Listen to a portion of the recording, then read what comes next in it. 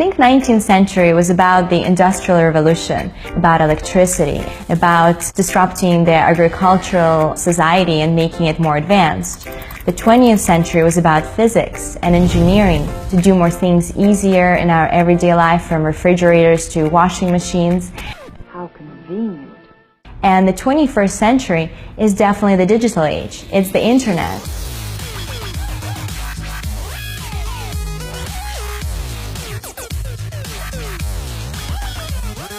Even if you want to become a race car driver or play baseball, or build a house, and all of these things have been turned upside down by software.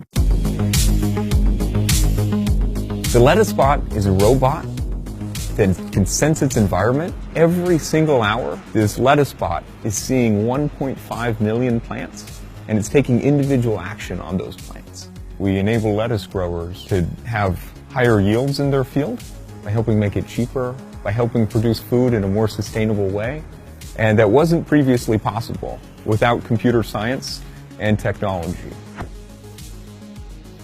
I have a really fun job where we build Polyvore, which kind of combines all my favorite things, so programming as well as fashion and art and design and shopping.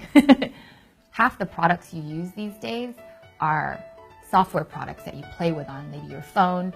And so if you want to build something cool, you need to know programming, right? And there's so many things that you can do with computer science. So if you just work backwards from the cool thing that you want to build and figure out what that is, a lot of times computer programming is part of that, right? So you should learn the skill.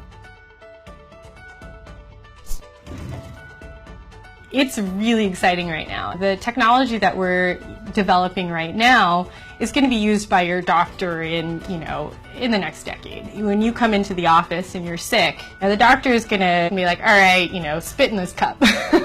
And I will put it into this magic machine, which is a sequencer, and in an hour I can tell you what you have or what's wrong with you. So if we're looking for a new virus, for example, we'll download a database of all the viruses that are known, and we'll search for our sequence of interest against a whole database of all viruses. So you still need somebody to analyze the data.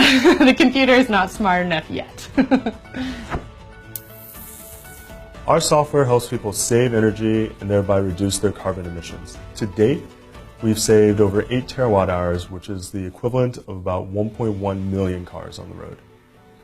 When you're forecasting the wind, there's so many different parameters that go into it. It would be impossible for a human to sit down and do all those calculations. We need a computer model in order to forecast it. Most people don't think about technology and public safety as going together, but our software is actually changing the way that law enforcement is capturing, transferring, and managing their digital evidence on a daily basis. It turns out that when officers are wearing our cameras, they see a drastic reduction in use of force, as well as a drastic reduction in the amount of complaints being leveraged against their agency, ultimately resulting in safer communities.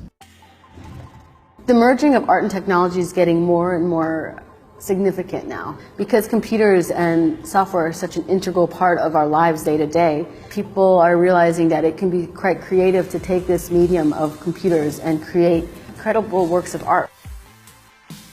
In Finding Nemo, when Crush and Squirt and all the friends are flying through the East Australian Current, you're seeing images of water flowing by, you're seeing the colors on the back of the turtle, you're seeing the sides of the fish. All of those things are generated through math and computer programs that we write that we then give to the artists, and they take that to create that final image and tweak it and make it look beautiful and look fun. The crux of it is really about invention. It's about looking at the world and being dissatisfied with things and questioning everything. I always felt like if I didn't learn how to program, it would be like not learning how to read.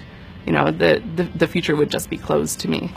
If you're in the coding profession, there's so many things that you can do, and you can pretty much pick and choose the course you want to be in. I think that you can start something in your college dorm room, and you can have a set of people who haven't built a big company before come together and built something that 1 billion people use as part of their daily lives is just crazy to think about, right? It's humbling and it's amazing. Really, it's about the chance to reinvent things and then see it out there in the world and see people using it and having fun or having a better life because of something that wasn't there before that you put in the world.